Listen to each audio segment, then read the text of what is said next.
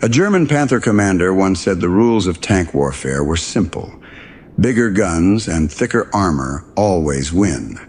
But on one foggy morning in France, he saw a ghost that broke every rule he ever knew. September the 19th, 1944. A quiet corner of Lorraine, France. The fog that morning was a thick gray blanket, the kind that swallows sound and plays tricks on the eyes. Inside the cramped turret of a Panther tank, Commander Karl Hoffmann felt the familiar cold steel against his hands. But the tremor he felt wasn't from the chill. It was from what he had just seen, or thought he'd seen. Through a momentary tear in the fog, an American vehicle had appeared, impossibly fast. It fired twice, two sharp cracks that echoed in the mist, and then it was gone, vanished. Before his gunner could even begin to turn their heavy turret, another Panther 50 yards to his left was already burning. This was no ghost. This was something new, something that wasn't supposed to exist. Hoffmann and his men in the 113th Panzer Brigade were veterans. They'd been told American tanks were cheap, clumsy, and manned by green crews. They believed their Panthers, with their sloped armor and powerful 75mm guns, were the kings of the battlefield. It was a belief forged in the brutal fighting on the Eastern Front. But what they met in that fog-shrouded field was about to shatter that belief to its core. They were about to meet the M18 Hellcat, a machine that didn't just break the rules of tank warfare, it rewrote the entire book. And if you appreciate stories of American ingenuity from that generation, you'll want to stick around for this one. To understand the Hellcat, you have to understand it wasn't born from a desire to build a better tank. It was born from a completely different way of thinking. Back in 1941, an American officer named Andrew Davis Bruce looked at the German Blitzkrieg and saw something everyone else had missed. While others saw the power of heavy armor, Bruce saw the power of speed. He asked a question that must have sounded like madness to traditional tank men. Why try to outmuscle a heavyweight boxer in the ring when you can dance around him, landing punches he never sees coming? His vision was simple, but revolutionary. He wanted a vehicle built for three things in this specific order: speed first, firepower second, and crew efficiency third. Armor, the one thing German designers obsessed over, was a distant fourth. This was heresy.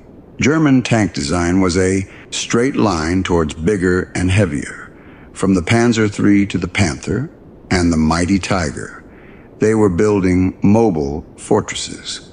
But Bruce, he wanted to build a Hornet. So the engineers at Buick, yes, the car company, were given a challenge. They took a powerful aircraft engine, the same Wright R975 that powered some variants of the much heavier Sherman tank, and put it in a lightweight chassis that weighed nearly a third less. The result was a tracked vehicle that could move at speeds no one thought possible. On a good road, a Hellcat could hit 55 miles per hour. That wasn't just a little faster than a Panther. It was in another universe. A Panther, for all its power, topped out around 29 miles per hour on roads and crawled through rough terrain. The Hellcat, however, could maintain an astonishing 25 miles per hour across open country. It was the difference between a charging bull and a cheetah. One was built for power, the other for the kill. This difference in philosophy created two completely different machines, and when they met, the results were stunning. The German way of war was about the armored fist. A panzer division was a hammer designed to smash through enemy lines with overwhelming force. Survival was everything, which meant more steel, thicker plates, and bigger guns. The Panther was the embodiment of this idea. 45 tons of German engineering with armor that could shrug off most Allied shells. The American Tank Destroyer doctrine, on the other hand, was entirely different. It was about patience, position, and overwhelming speed. A Hellcat wasn't meant to slug it out face to face. It was designed to appear on a Panther's flank, fire a killing shot into its weaker side armor, and then disappear before the German crew even knew what hit them.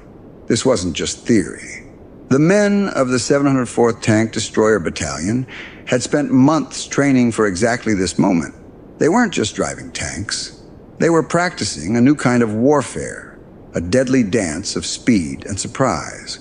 So as Hoffman and the 113th Panzer Brigade rolled into the fog, they thought they were the hunters.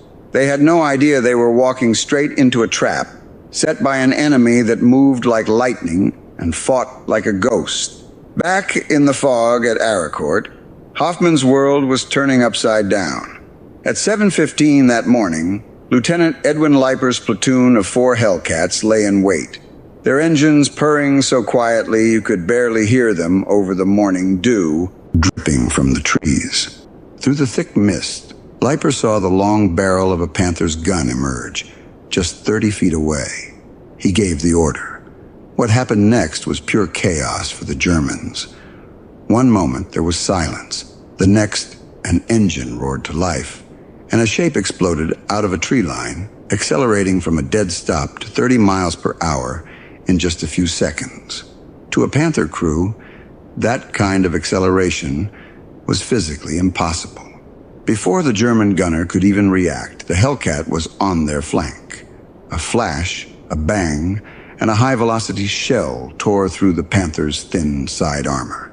In the span of just 5 minutes, 5 Panthers were burning wrecks. The Hellcats had lost only 1. The German crews were trained for duels. They were masters of calculating range, angling their armor, and placing a single, perfect shot. But how do you fight an enemy that isn't there? The Panther's turret, weighing nearly 7 tons, took about 20 seconds to make a complete rotation under power. A Hellcat's turret could spin 360 degrees in just 15 seconds. By the time a Panther had its gun pointed where the Hellcat was, the American vehicle was already gone, repositioning for another shot from another direction. It was utterly demoralizing. But the Hellcat's advantage wasn't just its speed on the field. It was its American heart. While the Panther was a masterpiece of engineering, it was also notoriously fragile. Its transmission was overstressed, its final drive prone to breaking under pressure. More than a few Panthers at Arracourt were simply abandoned by their crews after they broke down trying to chase the nimble Hellcats. The M18, on the other hand, was built by Buick. It was designed for reliability. Its engine was mounted on steel rollers, so a trained crew could swap out a dead engine for a new one in under 2 hours. For a Panther, that same job took a full day, if you were lucky. The Hellcat just kept running. As the fog finally began to lift around 9 a.m., the true genius of the American plan became clear. The Hellcats weren't fighting alone. They were a team, constantly talking to each other over their radios. Panther, 2 o'clock, moving left. Got him covered? You take the one on the ridge. This level of communication was a weapon in itself. Most German tank platoons only had one radio. The other tanks had to rely on signal flags, like ships from a century before. So while the German tanks fought as individuals, blind and deaf in the fog, the Hellcats fought as a pack. It's moments like these, stories of American teamwork and ingenuity, that we're passionate about sharing. If you feel the same, a simple click on the subscribe button helps us continue to find and tell them. We'd be honored to have you with us. Captain Tom Evans of Company C orchestrated a brilliant maneuver. He sent 1 platoon of Hellcats forward to act as bait, deliberately drawing the fire of the German tanks. The Panther commanders, seeing what they thought were easy kills, focused all their attention on this small group. They never saw the other 2 platoons of Hellcats slipping around their flanks until it was too late. One by one, the Panthers were picked off from the side and rear, their thick frontal armor completely useless. By noon, the great German attack had been shattered. One M18 platoon, commanded by Sergeant Henry Hartmann, had single-handedly destroyed 6 German tanks, most of them Panthers. For the German command, the numbers just didn't make sense. A single Panther tank cost over 117,000 Reichsmarks and took around 55,000 man-hours to build. A Hellcat cost about $55,000 and rolled off the assembly line in a fraction of the time. America could build them faster than Germany could count their losses.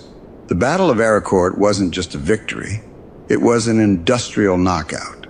Does this remind you of a story a father or grandfather once told about American know-how? I'd be honored to read it in the comments below. The psychological damage was even worse than the material losses.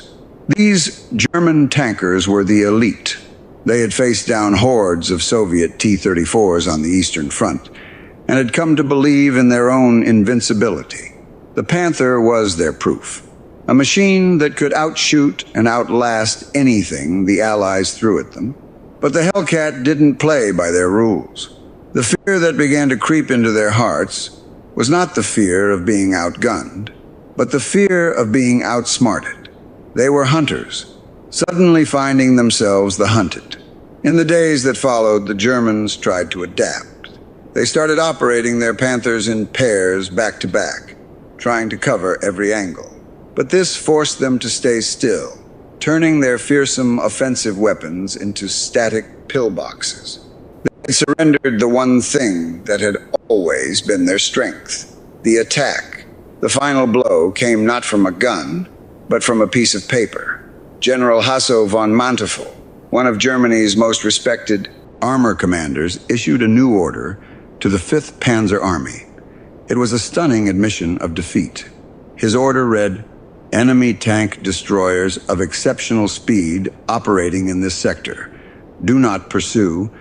Do not engage in mobile battle." Think about that. The commander of the Panzer Army was telling his men not to fight. He was telling the masters of mobile warfare to sit still and hide. With that single order, the myth of German armored supremacy, a myth that had terrified Europe for 5 long years, was broken.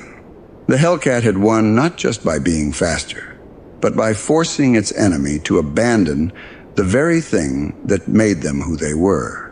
The legend of the Hellcat was cemented a few months later, during Germany's last desperate gamble, the Battle of the Bulge.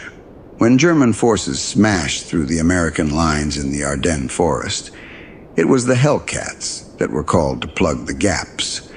Task forces of M18s raced along frozen highways, sometimes reaching their positions just minutes ahead of the German spearheads. One unit, called Team de Sobry, made a high-speed run to defend the town of Noville. It was one of the few times in the entire war that the M18's incredible top speed was used not just to flank an enemy, but to flat-out outrun them to a critical objective. Over and over, the Panthers and Tigers of the German offensive would find their path blocked by a handful of Hellcats that had seemingly appeared out of nowhere. These weren't just tactical victories. They were blows to the German timetable. And in a desperate offensive like the Bulge, time was everything. The Hellcat was proving that a well-placed, lightning-fast defense could be just as devastating as an all-out attack. When the dust settled on the European theater, the numbers told the final story. The M18 Hellcat had the highest kill-to-loss ratio of any American tank or tank destroyer of the entire war. For every Hellcat lost in combat, they took out nearly 2.5 enemy vehicles. And what's truly remarkable is that these numbers were achieved while the M18 was often used for jobs it was never designed for, like providing direct fire support for infantrymen clearing out a town. Even when fighting outside its intended role, its blend of speed and firepower made it exceptionally effective. It all came down to those two opposing ideas. The Germans, seeing the powerful Soviet T-34, decided they needed to build something even bigger and stronger. Their response was evolutionary, taking an existing idea and perfecting it. The Americans took a different path, Faced with the need to ship their entire army across an ocean, they knew they couldn't win a war of heavyweights. So they chose revolution over evolution. They bet on a radical idea. The best way to survive a punch is to not be there when it lands. The M18 was more than just a successful weapon. It was a symbol of a different kind of strength, not the strength of brute force, but the strength of cleverness, speed, and adaptability. And its influence is still felt today.